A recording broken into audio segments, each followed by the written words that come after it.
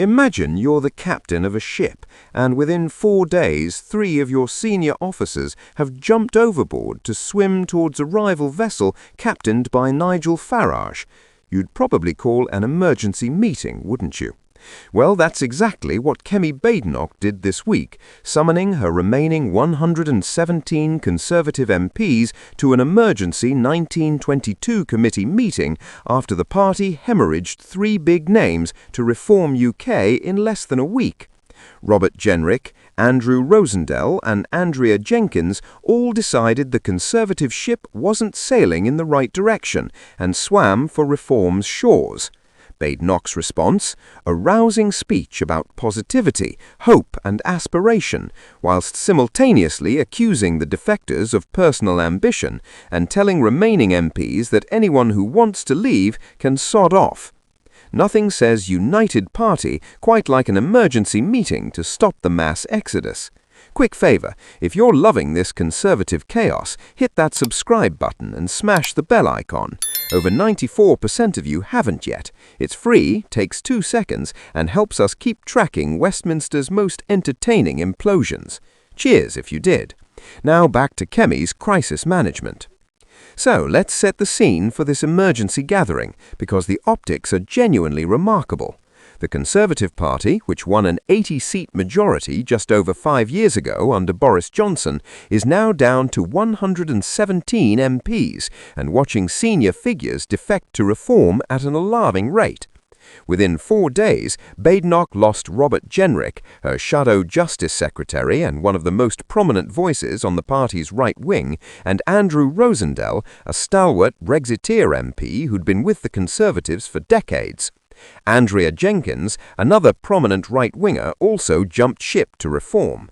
This isn't a minor personnel problem, this is a full-blown crisis that threatens the Conservative Party's very identity and future viability. Badenoch convened the 1922 committee meeting, that traditional gathering of Conservative backbenchers where Prime Ministers and party leaders are either cheered or executed politically. The 1922 has a fearsome reputation as the place where Tory leaders go to find out whether they still have a party or just a rapidly diminishing group of increasingly nervous colleagues. Addressing her assembled loyalists, and let's be clear, at this point they are loyalists, because anyone wavering has probably already left or is eyeing the exits, Badenoch took direct aim at Reform UK and their messaging. She acknowledged that there is a lot to fix in this country and admitted a lot of stuff isn't working, a lot is broken.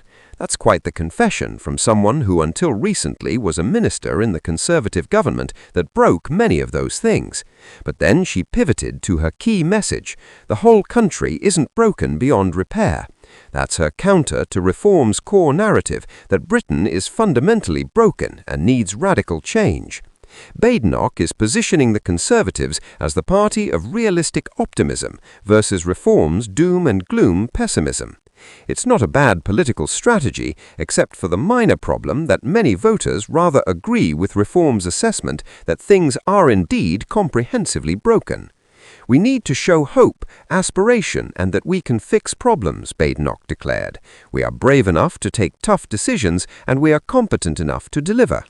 Brave and competent are interesting word choices for a party that spent 14 years in government, made numerous promises and delivered relatively few of them, whilst simultaneously fracturing over Brexit, burning through 5 prime ministers and ultimately losing in a historic landslide. Telling voters you're brave and competent is one thing, convincing them after that track record is rather more challenging.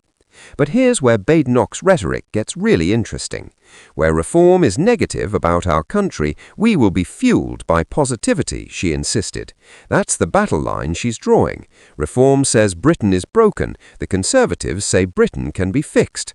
Reform offers anger and radical change. The Conservatives offer hope and steady improvement.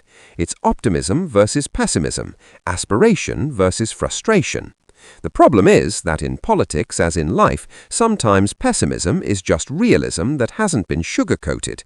When voters look at crumbling infrastructure, stretched public services, stagnant wages, and record immigration despite repeated promises to reduce it, Reform's pessimism might feel more honest than Conservative optimism. Badenoch then made her boldest claim: "We have the plan, the team, and the vision to deliver a right-wing solution to our country's problems." The plan, the team, and the vision. That's quite the assertion from a party that's just lost 3 prominent members of said team, and whose plan apparently wasn't compelling enough to keep them.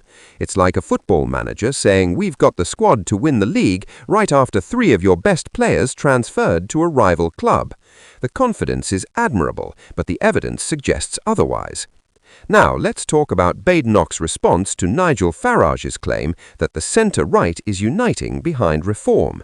This is perhaps the most existentially threatening statement Farage could make, because if it's true, the Conservative Party becomes irrelevant.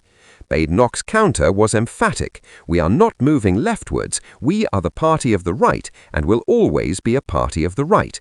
Notice the repetition of party of the right for emphasis. She's staking the Conservative Party's entire identity on being the true home of right-wing politics in Britain, not reform. That's a high-stakes gamble, because if voters decide reform is actually more authentically right-wing, the Conservatives are finished as a major political force. She continued, "We have to push back, don't let other people speak for us. People don't want incremental managerialism, they want a vision." That's a fascinating admission. Incremental managerialism is a perfect description of what the Conservative Party became under Cameron, May and Sunak. Small adjustments, careful management, risk-averse governance.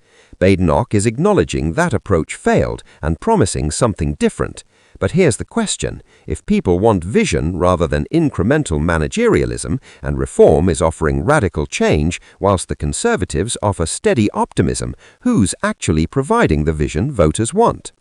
Then Badenoch turned her attention to the defectors, and particularly Robert Jenkyns. She claimed his decision to join reform was based not on ideology, but personal ambition. That's an absolutely brutal assessment of someone who was, until very recently, one of her shadow cabinet members.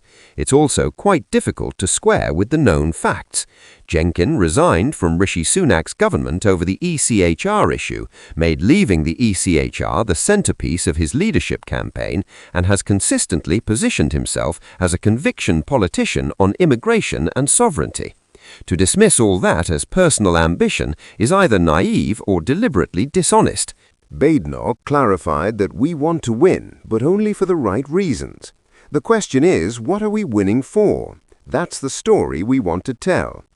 Then she delivered what was clearly meant to be an inspiring line: "I want to renew and rebuild the Conservative Party, not just be the PM." That's positioning herself as someone motivated by principle and party renewal rather than personal power. It's a good line, well crafted, designed to contrast with the accusation she's just leveled at Jenrick. The subtext is clear: Jenrick left because he wanted personal advancement. I'm staying because I care about something bigger than myself. But here's where this narrative faces some challenges. If Jenrick's defection was purely about personal ambition, he made a rather strange choice. He was already a prominent Conservative MP, a former minister, a serious contender for future leadership. Defecting to Reform, a party that's never formed a government and whose long-term prospects remain uncertain, doesn't seem like the most obvious career move for someone motivated purely by ambition. If anything, it looks like a risky ideological bet that Reform represents the future of right-wing politics in Britain. Badenoch's dismissal of his motivations might play well with Conservative loyalists, but it doesn't really withstand scrutiny. Ahead of the emergency meeting, Badenoch sent a letter to backbenchers that included some rather pointed language. She wrote that differences of opinion are part of a healthy party, but those who do not want to be part of the Tory party are free to make other choices. That's the political equivalent of, if you don't like it here, there's the door. She continued, "Those who cannot be part of a Conservative Party that is changing in this way are free to make other choices. Those who want to undermine or destroy the party will be dealt with firmly and fairly. There will be no hard feelings about that, as they will create space for those who share our values and purpose." Let's decode that language, because it's absolutely fascinating. Free to make other choices sounds tolerant and open-minded, but it's actually a warning. She's saying that anyone not fully committed to her vision of the Conservative Party should consider leaving. Dealt with firmly and fairly is Westminster speak for "I will come down on you like a ton of bricks if you step out of line." And "no hard feelings" followed by "they will create space for those who share our values" translates to "good riddance to anyone who disagrees with me, we're better off without them." This is quite the high-wire act Badenoch is attempting. On one hand, she's trying to project strength, unity, and ideological clarity.